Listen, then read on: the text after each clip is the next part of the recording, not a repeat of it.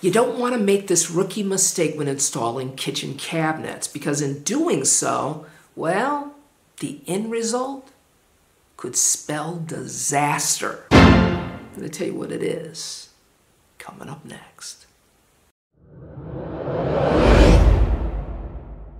Now, at the top of the video, I talked about a rookie mistake. So here's the rookie mistake that a lot of homeowners make when they're installing kitchen cabinets for the very first time.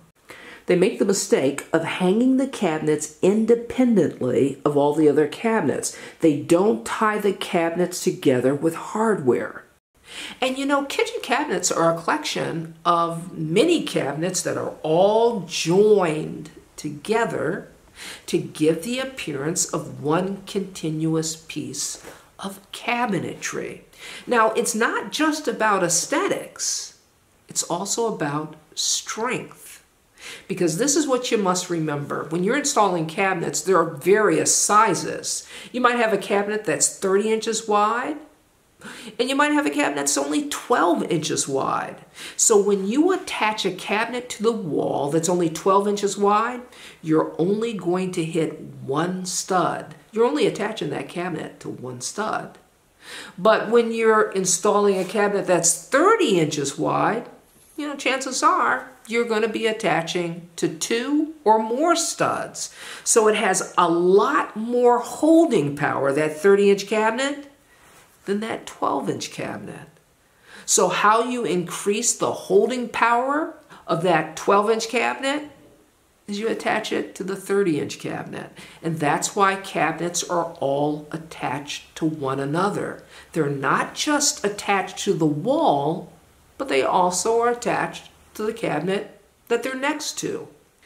And what that does is not only increase the holding power of the cabinets that are installed to the wall, but it levels them out. So you don't have one cabinet riding high and one riding a little low, not just on the bottom, but on the surface of the cabinets as well. So that's what gives it its strength, its levelness, and its appearance that it's all one piece of cabinetry. So you're wondering maybe, how do you do that? How do you attach all the cabinets together? Well, with traditional cabinets, it just takes a screw that you drive into the style of the cabinet. And this is a style right here. Now behind me, I'm installing kitchen cabinets in the ugly house. It's not going to be ugly for long. I'm installing European style cabinets. They don't have a style. So in that case, you use a fastener like this. And what it's called is a screw and post fastener. So let me install one and show you how it's done. Now to join the cabinets, you have to remove the doors. You want to take a block of wood like this and place it on the inside of the cabinet and clamp it. Okay, I've got my two cabinets here clamped together, and I've got it backed up with a piece of wood so that when I drill through, I don't get something called tear out. I'll get a nice clean exit hole. Okay, I've got my cabinet attached here, but I got to prop it up to secure it.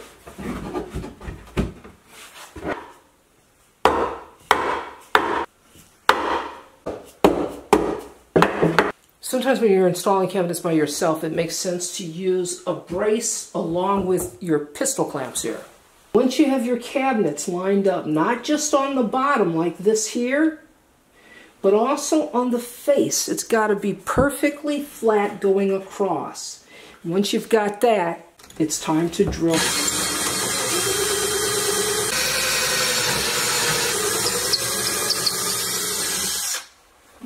Now that I've drilled my hole, I'm going to remove the clamps.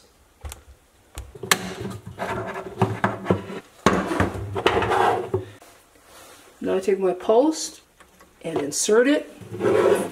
Might have to give it a little bit of a wrap.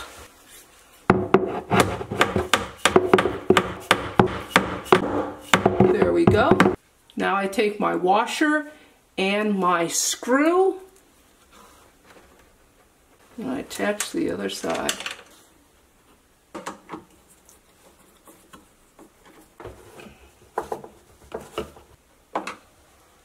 Now that's perfect. Now I need to repeat the process on top.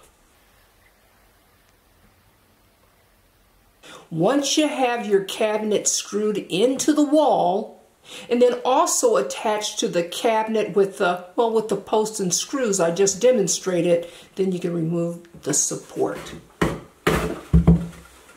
Reattach the doors and know that your cabinets are secure and you've just done a pro job.